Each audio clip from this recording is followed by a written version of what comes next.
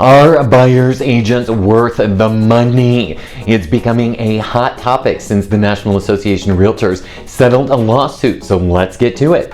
But before we get there, my name is Spade at Keller Williams Realty, and I make all these videos to help you make sense of the real estate market. If you would do me a huge favor, please click the subscribe button. Also, click the little bell so you can be notified every single time we drop fresh new content.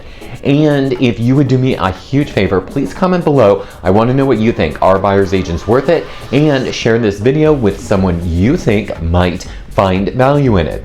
Now, I'm sure that many of you have been following what happened with the Burnett-Sitzer case, which basically was about collusion.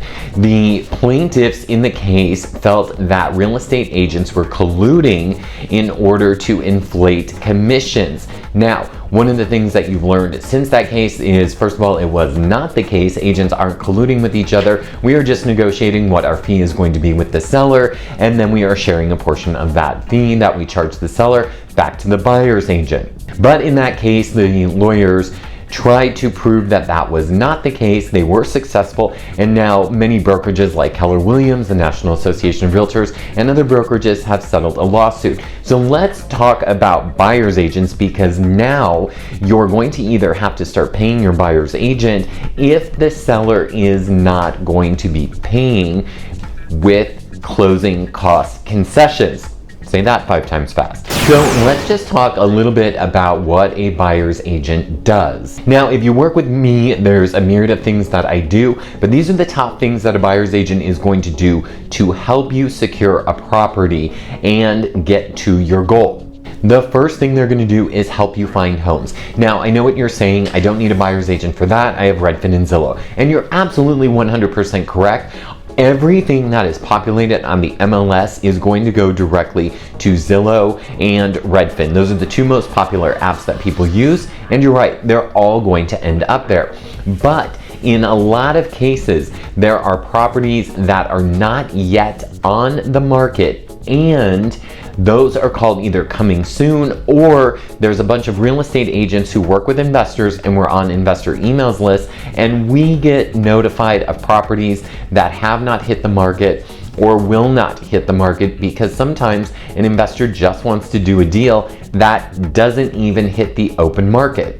Now, why would an investor want to do that, you ask? Well, it's likely they want to free up capital as quickly as possible. So if they can free up capital with a cash offer from a new buyer or a financed offer that can go very quickly and get the money back in 2 weeks and not have to deal with 12 or 13 offers on a property, most investors are willing to do that. So there's a lot of off-market homes that a buyer's agent is going to help you find.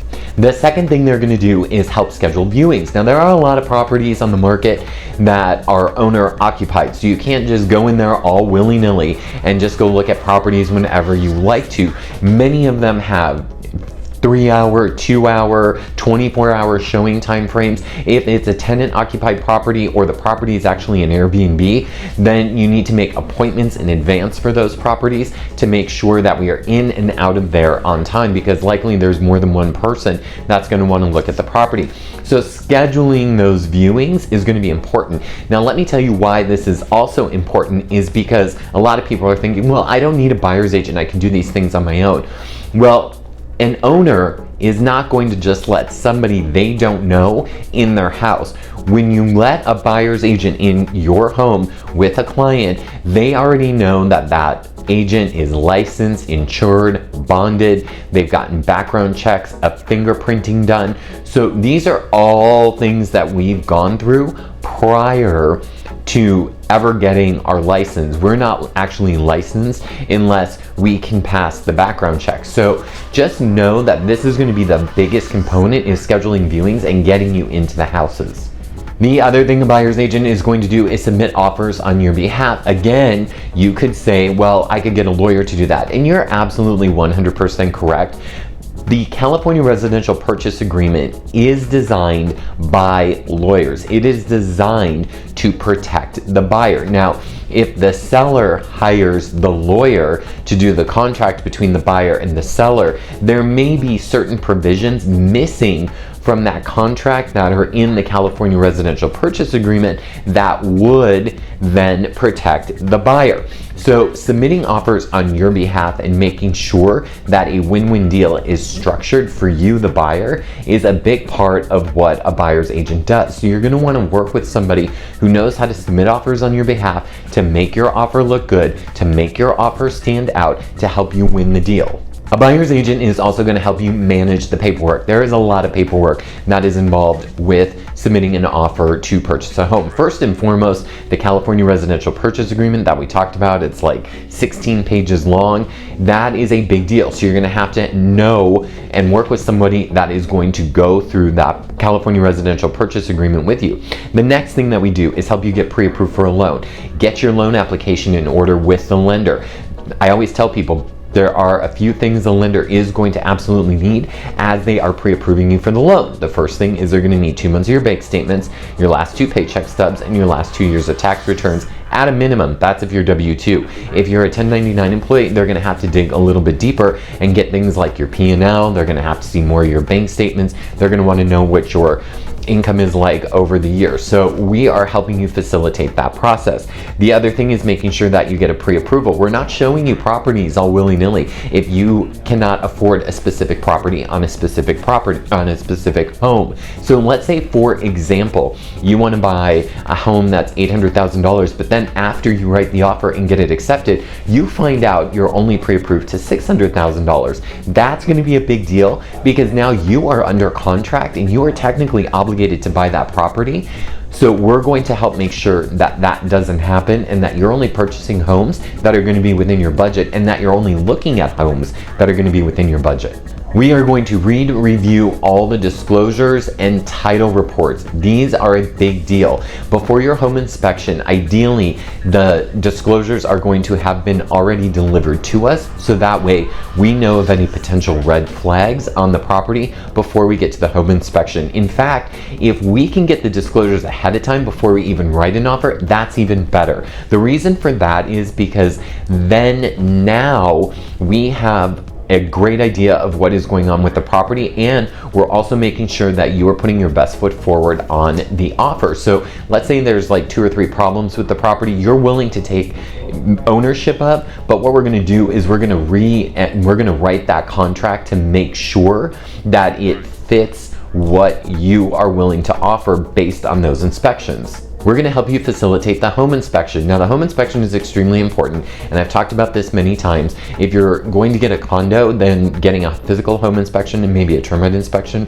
are going to be what you want to do. A single family detached home, you're going to want to do the physical inspection, possibly the roof inspection, definitely the termite inspection, definitely the sewer scope inspection, and probably a foundation inspection, especially if it's on a raised foundation or if it's a slab foundation and we see or feel any cracks as we walk on the floor. We're definitely going to want to get those inspections. So all those things are important, and you're just going to want to make sure you have a buyer's agent there that is protecting you. Now, here are some of the pros of working with a buyer's agent. First and foremost, we are going to protect your interests. We are definitely going to protect your interests because it behooves us. We're looking for you to want to refer us business, and so we want to do a really good job for you, and the only way that we can earn those referral rights is if we do a good job for you. So we definitely want to protect your interest. The next thing we're going to do is spot any potential issues in the properties. So for example, and this is just a very loose example, diagonal cracks on a wall really indicate that there's some sort of foundation issue versus a straight up and down vertical crack. Those just might be a settling crack in the property, especially if you're buying an old home in one of the older neighborhoods like Mission Hills, North Park, or University Heights. We're going to look at the foundation and the stem wall to see if there's any issues there. We're going to see if the home is sloping. Are the doors closing on their own?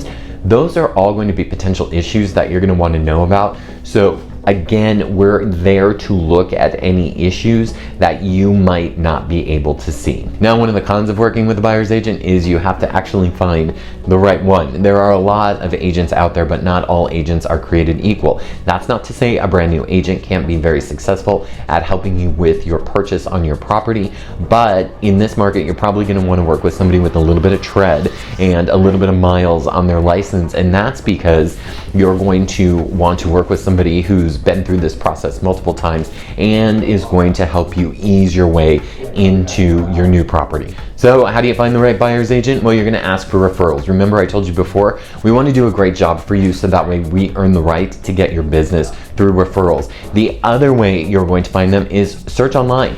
Once you have an idea of someone you want to work with, do a little bit of research on them and see if it's going to be the right fit for you.